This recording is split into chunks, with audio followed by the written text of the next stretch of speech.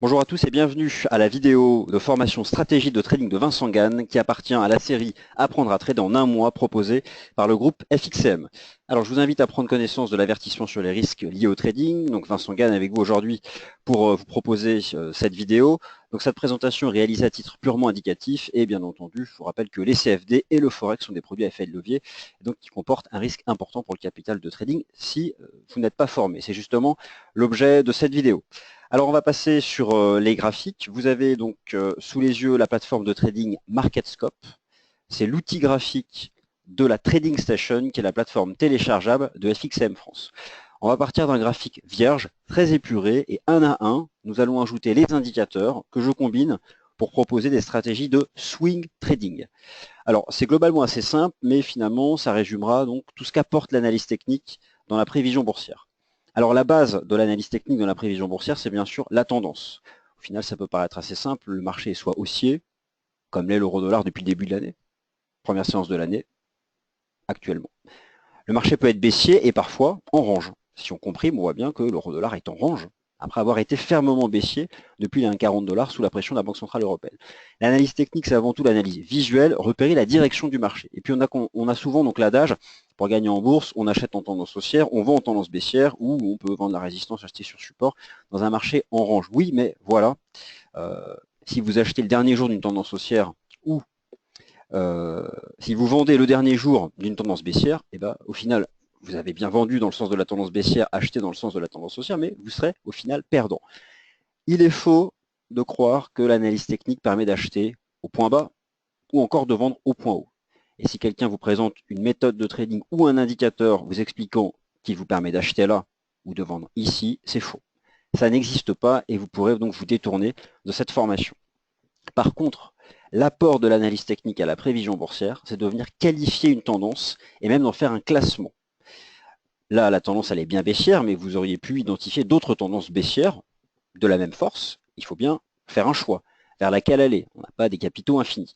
L'analyse technique va donc permettre de travailler et de définir la force d'une tendance baissière, d'en faire donc une hiérarchie, mais surtout, l'analyse technique va vous permettre de déterminer si cette tendance baissière ici, ou plus récemment, venons donc à l'immédiat, si la tendance haussière du moment, et là vous avez tout le mouvement de l'euro-dollar depuis le début de l'année, 3 janvier 2017, première séance de l'année, si cette tendance haussière gagne encore en force, si elle s'accélère ou si elle faiblit. L'analyse technique, comme j'expliquais, ne vous permettra pas d'acheter là, mais ni de vendre ici, mais vous permettra de rester à l'achat si la tendance haussière s'accélère. Qu'est-ce que c'est qu'une tendance haussière qui s'accélère? Concrètement, vous avez donc ici un graphique, l'axe du temps, l'axe des ordonnées. Lorsqu'un marché est plat, l'angle c'est 0 degré. Lorsqu'un marché s'envole, une bulle, ici l'euro-dollar n'était pas en bulle, mais il monte fortement, c'est 90 degrés, c'est la pente de la tendance. Voilà au fond ce qu'est la tendance. Et là, vous avez donc un angle droit. L'analyse technique va vous permettre de déterminer à l'aide des indicateurs techniques quel est l'angle de la tendance.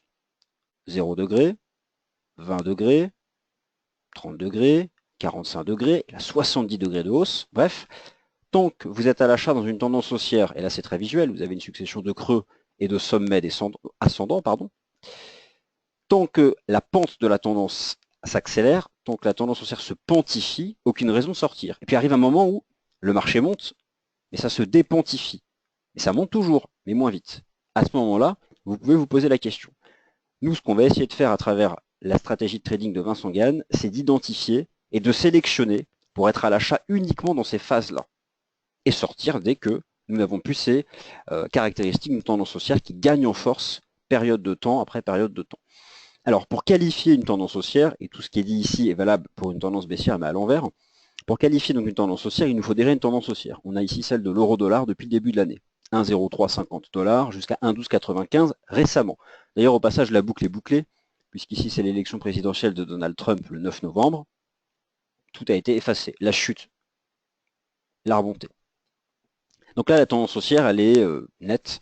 Qui dirait ici voir une tendance baissière? Bon, c'est visuel, après, c'est la base, l'analyse technique. Alors, je ne vais pas ajouter beaucoup d'indicateurs. Nous, on va se concentrer sur la qualification de cette tendance haussière. Est-elle encore en train de se renforcer? Pour déterminer la pente d'une tendance, sa force sous-jacente, sa vitesse, on utilisera les indicateurs techniques. Ces fameux indicateurs que généralement, très souvent même, on met sous le graphique. Ils se trouvent ici dans la liste des indicateurs techniques de la plateforme MarketScope de FXCM, il y en a des quantités et chaque semaine de nouveaux secrets prétendant être meilleurs que l'autre. Au fond, peu importe, venons-en à la base.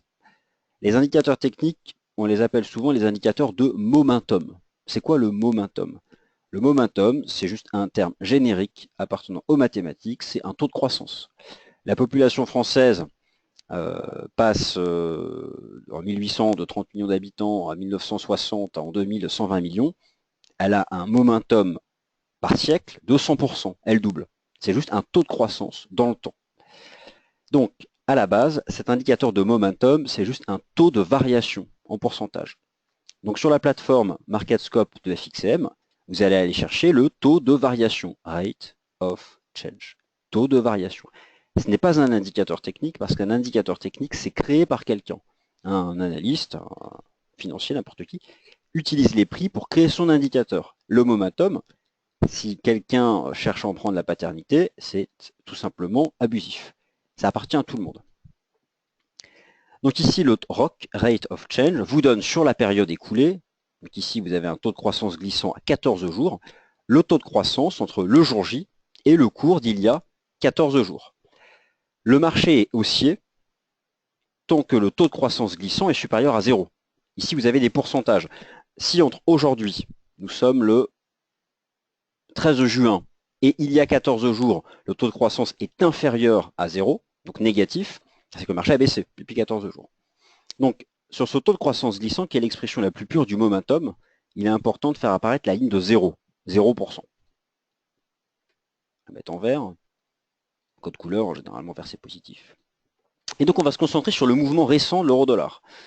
Donc ici vous avez la tendance haussière de l'euro-dollar, qui n'est pas partie d'ailleurs au milieu de nulle part. Voilà. Qui est partie donc d'un bas de canal chartiste. Donc la tendance, c'est d'abord visuel. Le premier outil de l'analyse technique, c'est l'analyse chartiste des lignes de tendance. Un point, premier, le plus bas de l'année. 2 points, le plus bas, le plus bas hein, depuis celui-ci. Vous tracez votre ligne de tendance. À partir de là, elle existe et vous la projetez. Et ce qu'on réalise, c'est que quelques séances avant le premier tour des élections présidentielles françaises, ici, le gap, le marché s'est stabilisé sur ce qui, d'un point de vue graphique, représente le cycle de la tendance. Donc là, c'est une pente. Hein. Vous la voyez bien ici, la pente. 0 degré, c'est plat. Là, on est sur un angle de 30, 35 degrés, peu importe. C'est bien une tendance haussière. Donc vous achetez ici, avant les élections françaises, puis surtout parce que c'est une ligne de tendance. Vous achetez ici. Le principe de l'analyse technique, c'est pas de vous faire acheter au plus bas, vous n'avez pas acheté là, vous n'avez ni vendu ici, mais vous avez acheté ici. Vous souhaitez rester à l'achat tant que la tendance gagne en momentum. C'est-à-dire que le marché monte, mais que non seulement il monte, mais sa vitesse de hausse augmente. À savoir que le prix est de plus en plus haut et le taux de croissance du jour J par rapport à il y a 14 jours augmente. Donc ici, on part sous zéro, hein, parce que le marché était baissier récemment. Vous êtes à l'achat. Déjà, première chose intéressante, vous avez acheté sur la ligne de tendance, le prix part à la hausse, le momentum, représenté par le taux de croissance glissant, commence aussi à progresser. Puis même dépasse zéro. Et vous étiez donc dans une tendance haussière à l'achat, dans une tendance haussière, qui, jour après jour, se renforçait, montait de plus en plus vite. Puisqu'ici, c'est le taux de croissance entre le jour J et il y a 14 séances. Ça a été le cas jusqu'ici.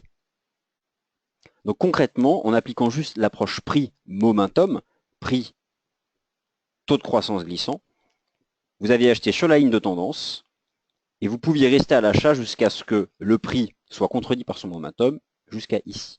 Notez d'ailleurs qu'en tendance haussière, logiquement, la ligne de 0 fait support, puisqu'en dessous, on sera dans un marché baissier. Ici, le momentum, le taux de croissance glissant, restait au-dessus de 0. Voilà donc l'approche prix-momentum vous permet d'isoler cette phase et de rester à l'achat dans cette phase-là. On revient sur la ligne de 0, le prix revient sur son support. En plus de ça, il y a des moyennes mobiles, mais là, juste un support horizontal, le gap. Je vais représenter le gap du premier tour de l'élection présidentielle française. Il est là. On s'en est approché. Le momentum revient sur 0 et ça repart. Et là, vous êtes à nouveau à l'achat dans une tendance haussière qui, période après période, se renforce ou en tout cas voit sa force globalement stable jusqu'à un moment où là, le marché reste tout en haut, mais le momentum faiblit. Donc ici, le marché est quand même toujours haussier parce qu'on se maintient au-dessus de 0. Mais vous constatez visuellement qu'on monte beaucoup moins vite. On monte même à peine. On fait un sommet marginal. Ça peut être suffisant ici pour vous pour quitter votre stratégie d'achat et rechercher une tendance haussière dans le marché du point de vue des prix et qui, en plus, période après période, gagne en force. Donc ça, c'est la base de l'analyse technique. De cet indicateur, de ce taux de croissance glissant découlent tous les autres indicateurs techniques. Alors, on va regarder le RSI, qui est aussi très simple à utiliser, et qui représente l'angle de la tendance, mais d'une autre façon. Le taux de croissance glissant vous donne simplement le taux de croissance entre le jour J et il y a 14 séances. Donc là, au cours de clôture du 4 mai, le marché se trouve 3,60% au-dessus du 4 mai moins 14 séances. Donc vous comptez 14 bougies. Ça vous donne, c'était en termes de momentum, le point culminant. Alors maintenant, je vais réduire le taux de croissance glissant. On va revenir simplement, je vais me le retirer. On va travailler uniquement avec le RSI. De la même façon, vous avez acheté sur l'oblique de tendance. Là, vous avez le gap aussi de l'élection présidentielle française. Vous allez voir, il y a plein d'autres façons de qualifier la tendance. On retrouve ici les mêmes caractéristiques. Le prix progresse avec son momentum, qui est cette fois-ci pas représenté par le taux de croissance glissant, mais par le RSI. Ce qui compte, c'est la ligne de 50. Le RSI, sur l'axe des ordonnées, signifie la part relative des variations haussières et baissières sur une période donnée. Tant qu'on se maintient au-dessus de 0, c'est que sur la période étudiée, ici 14 séances, il y a plus de variations haussières que de variations baissières en représentation. Les variations haussières, c'est ça. D'accord ? Le cours de clôture supérieur au cours d'ouverture. Donc ici, le prix progresse avec son momentum, le RSI en plus dépasse 50, et ensuite dans toute la phase haussière, le RSI se maintient au-dessus de 50.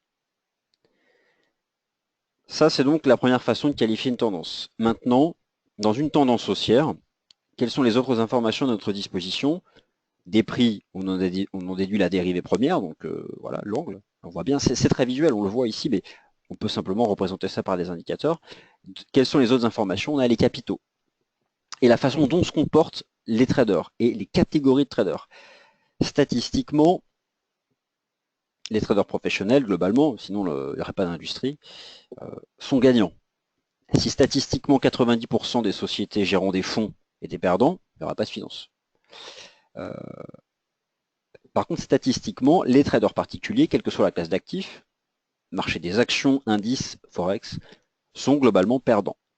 Alors ici, ce ne sont pas vous les traders français qui sont invectivés, hein, mais c'est un fait. Concrètement, si les statistiques disent que 80% des traders particuliers actifs sont perdants, globalement, lorsqu'un marché monte, pour être perdant, il faut l'avoir vendu. Donc cette tendance haussière sera qualifiée de saine si justement ces traders débutants, ce qui n'est pas votre cas puisque vous cherchez à vous former, c'est l'objectif de la formation, de ne plus faire partie de ces traders qui se trompent de tendance, et bien dans toute cette phase de hausse, il faut avoir observé chez eux une augmentation du pourcentage de trades à la vente, parce qu'ils se trompent statistiquement. Alors FXM vous propose le SSI, Speculative Sentiment Index, ces traders spéculateurs qui, lorsqu'un marché monte depuis 5 séances, veulent shorter. C'est pas possible, ça monte depuis 5 séances. C'est n'importe quoi. Pourtant, il y a des marchés qui montent 20 séances d'affilée. Ou ça fait partie aussi de ceux qui vendent les indices depuis des années, alors qu'on n'arrête pas de monter, mais dommage. Alors le SSI vous permettra d'afficher les trades réels chez FXM du monde entier. Donc tous nos traders particuliers en Asie, en Afrique, dans les pays émergents, en Europe, partout. Et on va regarder comment ils se sont comportés. Que se passe-t-il? Rappelez-vous, vous avez acheté ici au contact de la ligne de tendance, avant le gap. Ici est représentée la part relative des trades ouverts à l'achat. Lorsque vous passez un ordre sur une plateforme, vous pouvez acheter ou vendre. L'ordre neutre n'existe pas. Donc, s'il y a 60% de trades à l'achat, il y a 40% de trades à la vente. La position ouverte neutre, ça n'existe pas. Alors concrètement, ici, au point de départ de la hausse, vous avez le pourcentage de trades à l'achat. Le pourcentage de trades à l'achat s'effondre. Plus le marché monte, plus les traders, le pourcentage de trades à l'achat s'effondre. Et on arrive à un point où le pourcentage de trades à l'achat est de 20%. Ce qui signifie qu'il y a eu dans toute cette hausse un passage de 40% de trades vendeurs à 80% de trades vendeurs.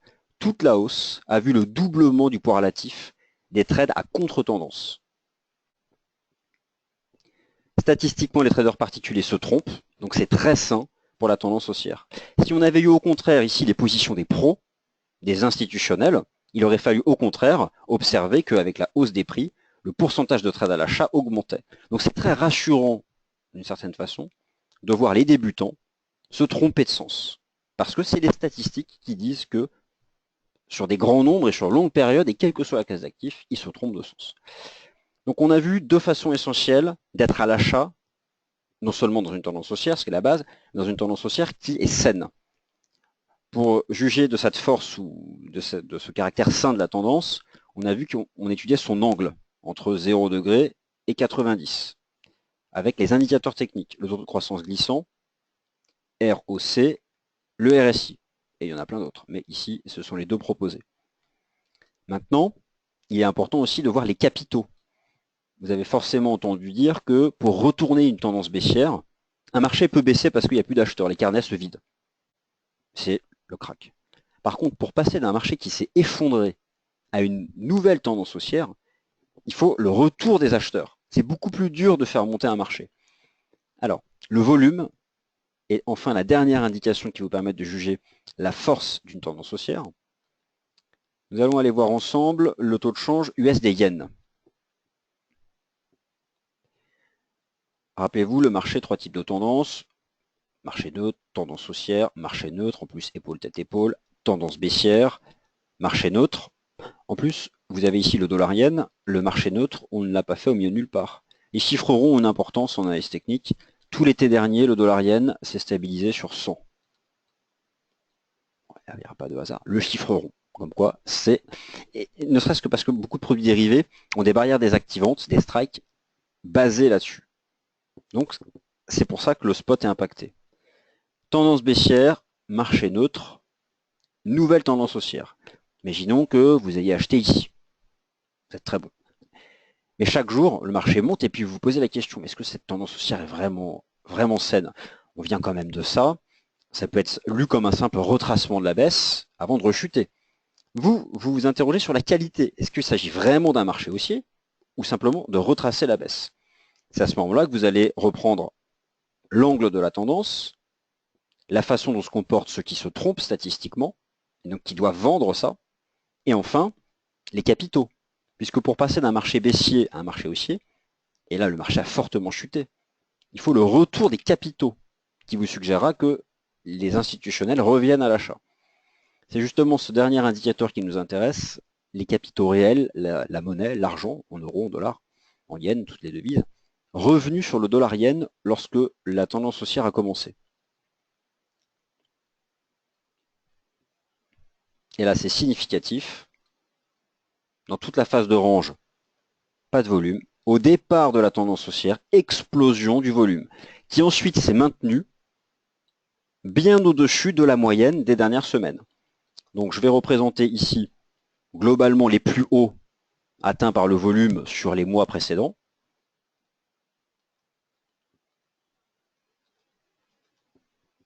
Vous notez que presque toutes les séances ont vu un volume supérieur. Donc les capitaux sont bien revenus dans cette tendance haussière, surtout au début, ce qui vous permettait avec simplement la tendance et les capitaux réels de vous dire que cette phase haussière, c'est pas un retracement de la baisse, mais c'est le début d'un nouveau marché. Et donc un nouveau marché qui part de là. Plus besoin de savoir ce qui s'est passé avant, vous travaillez depuis le point de départ, puisque c'est ça le nouveau marché. Et c'est ça maintenant qui vous intéresse. Donc l'approche prix, momentum, RSI, momentum, taux de croissance glissant, sentiment, avec le pourcentage de trades ouverts à l'achat et à la vente des spéculateurs, capitaux réels, vous permet pas d'acheter au point bas et de vendre au plus haut, mais vous permet de rester à l'achat tant que la tendance haussière, période après période, se renforce, est mal tradée par les spéculateurs et attire des capitaux, surtout lorsqu'il s'agit d'inverser donc un marché baissier pour entamer donc une nouvelle phase haussière. Merci d'avoir assisté donc à cette vidéo, la stratégie trading de Vincent Gann, dans la série Apprendre à trader en un mois. À bientôt.